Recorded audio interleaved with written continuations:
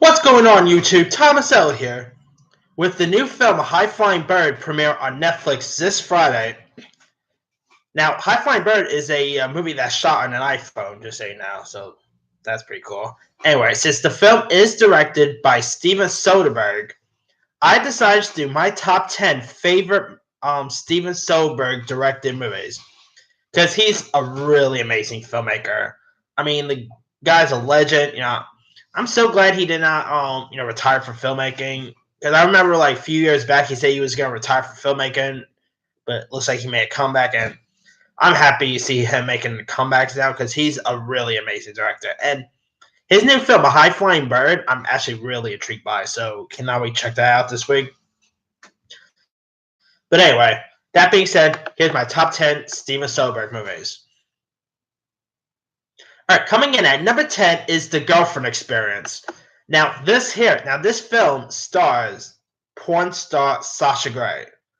That's right, Sasha Grey, the one you probably know of from Pornhub and all that. She actually led a feature film, and I gotta say, for a porn star, Sasha Grey was pretty decent in this movie. I mean, I thought Sasha Grey gave a pretty decent performance in her part. And, I mean, it all had to do with Steven Soderbergh. I mean, he directed Sasha Grey really well in this. And it shows that Sasha Grey could do more than just, pornos. Because she was pretty good here. And, of course, The Girlfriend Experiment got turned into a TV show on Starz, which was like 2 seasons. And, I mean, in the movie, Sasha Grey, plays a demand core girl whose an hour price tag allows her to live in New York's lap of luxury. And, besides her beauty and sexual skill, she offers her clients companionship and, conversations, or as she pretty much dubs it, the girlfriend experience. So it's a pretty decent little film. I mean, like I said, Sasha Grey was good in this. Steven Soderbergh did a good job at directing. Had a pretty good script to it. If you guys haven't seen The Girlfriend Experience by now, check it out. It's a really nice little film. Alright, coming in at number 9 is Unsane. Now, with the new movie out this week, High Flying Bird, kind of like that, he shot Unsane with an iPhone. I mean, that's like a new way to shoot a movie now. I mean, I kind of want to get into the film business, and you know what? I think I should probably start doing that, shooting a movie on my phone or something, because it looks like that's the new thing now. But Unsane is a fantastic little horror film. Although sometimes it's hard to really call this a horror film or not, because there's horror elements, but then there's like a psychological element. Because in it, Claire Foy plays a woman who is relocated from Boston to Pennsylvania to escape from the man who's been stalking her for the last 2 years. And while consulting a therapist, she unwillingly signs in a voluntary 24-hour Highland Creek Behavioral Center, and her stalker is pretty much one of the doctors at that clinic. So she has to try to find a way to get out from the clinic, and lots of people thinking she's crazy and all of that. It is nuts. I mean, Claire Foy, she was incredible in this. Of course, you had the dude from SNL, Jay Farrow. I mean, Jay Farrow in a horror movie like this, that was kind of an interesting casting, to be honest with you. Yeah, this was a really good movie. I mean, if you guys haven't seen Unsane by now, give it a go. It's really good. And it's kind of underrated. I mean, I don't really hear many people talking about it a lot, but it's a really good little horror film. All right, coming in at number 8 is Logan Lucky. Now, this is actually like a heist film. And this was pretty much, I guess you could say this was Steven Soderbergh's comeback, because this movie got released in 2017. And his film before this was in 2013. So this was kind of a major comeback for him. And Steven Soderbergh did such a good job with this. I mean, for one, he put together a really good cast. The cast in this included Stop with that. Let me get that. Okay. Anyway, Logan Lucky featured a really good cast that included Channing Tatum, Adam Driver, Seth MacFarlane. Seth MacFarlane was in an unrecognizable role, by the way. Like, if you watch Seth MacFarlane in this, you won't really recognize him so much. Also, you had Hilary Swank. Who else was in this? Oh, Daniel Craig, and probably my favorite non-James Bond performance of his. Daniel Craig was terrific in this movie. Oh, and Sebastian Stan was even in this. I mean, it was pretty cool. And in it, Channing Tatum and his brother, played by Adam Driver, and their sister, played by Riley Coke, who was in the Girlfriend Experience movie, TV show, by the way. They are planning to steal money from the Charlotte Motor Speedway in North Carolina, and so they also recruit an expert played by Daniel Craig to help them, break into the track's underground system. I mean, this is a really cool original heist film. It was loads of fun. It was funny. I mean, the characters were also from West Virginia, and you could tell that they were from West Virginia. It's a really fun film. I mean, if you guys haven't checked out Logan Lucky by now, if it's on maybe Netflix or Google Play or whatever, check it out. It's a really good film. Coming in at number 7 is Haywire. Now, this had a really good performance by Gina Carano. That's the thing about Steven Soderbergh. He takes an actor who's probably not that much of an actor, per se, and have them do some really good stuff. Like, I mean, Sasha Grey, she's, of course, a porn... Well, I should say she was a porn star, but Steven Soderbergh, gave a pretty good performance out from her. And in Haywire, it stars Gina Carano, who is not much of an actor when she did this film, and he pretty much gave a pretty good performance out of Gina Carano, because Gina Carano was awesome in this. For one, she didn't really say much, which I can see why. I mean, she's not really an actor per se, so I guess that explains why they didn't have her say anything. Also, Channing Tatum was also in this. You even had Michael Douglas, Antonio Banderas. Pretty good cast. I mean, it's really hard to tell you every cast member's in this. In it, Gina Carano plays Mallory Kane, who is a highly trained operative for a government security contractor, and her mission is to take her to the world's most dangerous areas. And after she frees a hostage journalist, she's betrayed and left for dead by someone in her own agency, and so it's pretty much like a revenge story as well. Gina Carano, she kicked loads of butts in this. Oh yeah, Michael Fassbender was also in this too. Really fun film.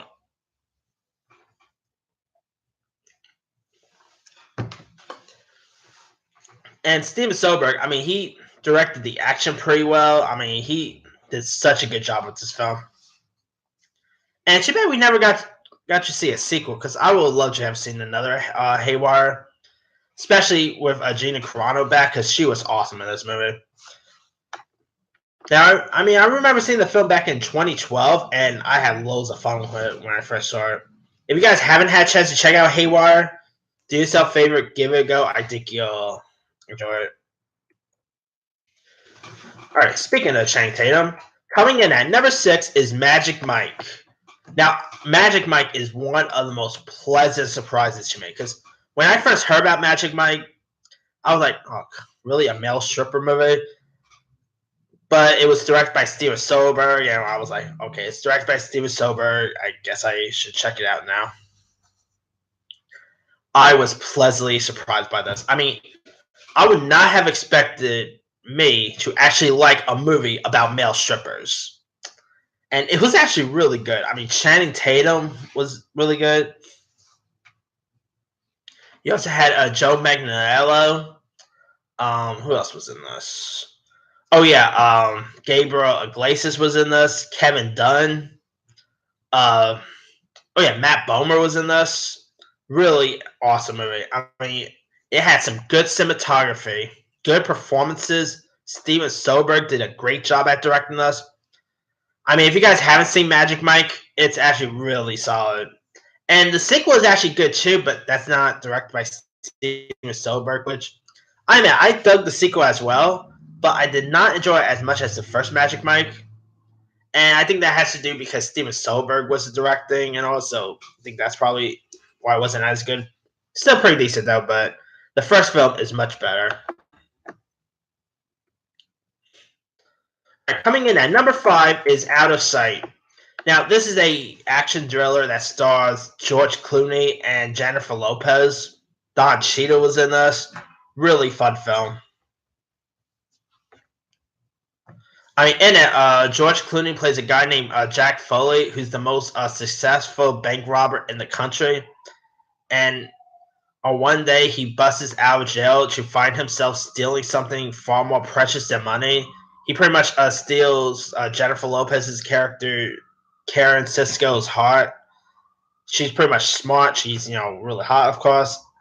But, fortunately for Jack, she's a federal marshal as well. So of course they're willing to risk it or to find out there's more between them or just the law. It's really cool. I mean, George Clooney and Jennifer Lopez had good chemistry in this. Oh, the great Albert Brooks was in this. This is a really interesting film. And Steven Soderbergh did a good job at directing. I mean, George Clooney was, of course, good. Yeah, if you guys haven't seen Out of Sight, definitely check this one out. Speaking of George Clooney, coming in at number 4 is Ocean's 11. That's the thing about Steven Spielberg. He works so well with the same actors over. I mean, he's worked with Channing Tatum a whole lot. He's worked with George Clooney a whole lot. He worked with Andy McDowell a whole lot. Julia Roberts he's worked with a whole lot. So he does great when it comes to working with the same people over and over. And Ocean's 11 is no different. I mean, this was fantastic. Of course, the sequels were good too, but I'm probably just going to talk about the first film instead. Ocean's 11 is, of course, a remake of the Frank Sinatra film from the 60s. And, of course, Ocean's 11 had the cool frat pack that included George Clooney, Brad Pitt, Matt Damon. You had the late, great Bernie Mac. Don Cheadle was also in this. Julia Roberts was in this. Catherine Zeta-Jones. Good, cool cast. And of course, this is another heist movie because Steven Spielberg loves his heist films. And it's awesome. I mean, the cast all had really great chemistry with one another. Steven Spielberg did a cool job. I mean, pretty much they're trying to steal from a casino. So that's, of course, the setup. It's a really amazing film. I mean, if you guys never seen Ocean's 11, definitely check this one out. And to change subjects, Ocean's 8, the recent female one with Sandra Bullock and company, that was pretty good too. But I can't recall if Steven Spielberg had any role with that. But I gotta double check that anyway. But yeah, Ocean's 11 is such a good one. The sequels are decent too, but they're not as good as the first one. Coming in at number 3 is Sex, Lies, and Videotape. Speak of Andy McDowell. Now, this is actually Steven Spielberg's earliest roles. This film got released like late 80s, and of course starred Andy McDowell. Peter Gallagher was in this. And, in it, Andy McDowell, plays a woman who is trapped in a sexually and emotionally unfulfilled relationship with her husband, played by Peter Gallagher, who's also a successful but unpleasant lawyer who is sleeping with her sister Cynthia, played by Laura San Giacomo. And so the underlying tension in the couple's marriage rises to the surface when Graham, played by James Barrett, who's a friend of John from college, who of course have been drifting for 9 years, and so they return home and videotapes of Cynthia and Ann as they talk about like their sexual desires and stuff. It's really intense. I mean, James Spader was pretty good in this. Andy McDowell was good. Um, Laura Stan was really good. Such a good film. If you guys haven't seen it, check that out. All right, coming in at number 2 is Traffic. Now, Traffic had loads of amazing castmates. I mean, it had the likes of Michael Douglas, Benicio del Toro, Don Cheadle was in that. Catherine Zeta-Jones cast.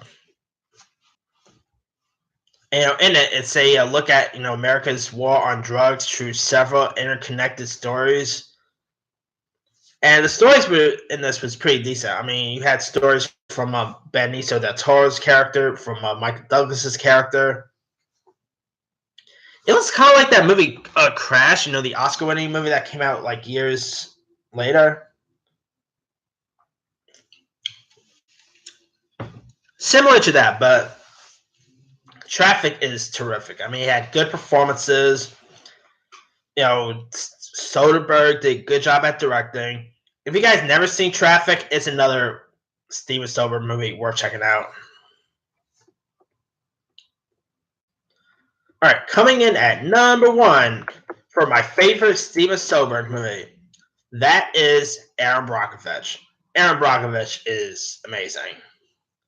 I mean, of course, you had the great Julia Roberts, Eric Eckhart, really amazing cast, and of course, Aaron Brockovich is the story of the real life Aaron Brockovich, who is a woman in a tight spot, so she, falling at like a car accident in which it's pretty much wasn't her fault. She pledged with her attorney, played by Albert Finney, to hire her as his law firm, and so she stumbles upon some medical records placed in real estate files. So she convinces Ed to allow her to investigate, and so she discovers a cover up involving a contaminated water in like a local, which is causing illnesses and among the residents. So yeah, Julia Roberts, she was amazing in this. I mean, I believe she won her first Oscar for this, if I'm not mistaken. Gotta double check that, but anyway, Julia Roberts, well deserved. She did such a good job with this. Soderbergh did a good job at directing Julia Roberts in this. I mean, it's an amazing film. I mean, it's crazy that this is based on a true story and this stuff really happened in real life. But at the end of Aaron Brockovich, they'll tell you what happened in real life and stuff. So it's a really interesting little film. I mean, if you guys still never seen Aaron Brockovich, check it out. I mean, the movie, I believe, turns, if I'm not mistaken, it turns 20 next year. Wow. Feel old yet, huh? But it's still a really good movie. I mean, it's definitely Steven Soderbergh's best work. And if you guys never seen it, definitely check it out. All right, that's pretty much it. Let me do the quick rundown. Number 10, The Girlfriend Experience. 9, Unsane. 8, Logan Lucky. 7, Haywire.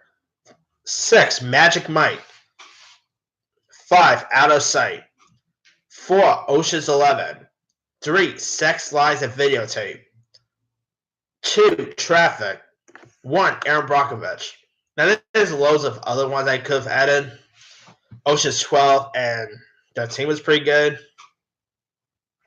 Contagion is a good one. Side Effects, that was alright, which also had Channing Tatum in it.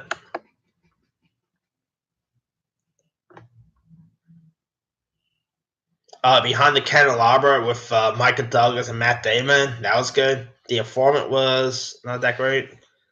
Solaris with George Clooney, that's actually my Steven Soderbergh's worst movie in my opinion. She with Benicio del Toro is okay. Full Frontal he had part with. The Good German. He did Grey's Anatomy, not to be confused with the TV show. He did a movie called Grey's Anatomy. Looking forward for his new movie, Laundromat with Meryl Streep. That's coming to Netflix later this year. But anyway, let me leave it to you guys. What are some of your favorite Steven Soderbergh movies? Drop a comment below. Don't forget to like, subscribe, hit that bell for more notifications. This here is Thomas L. signing on.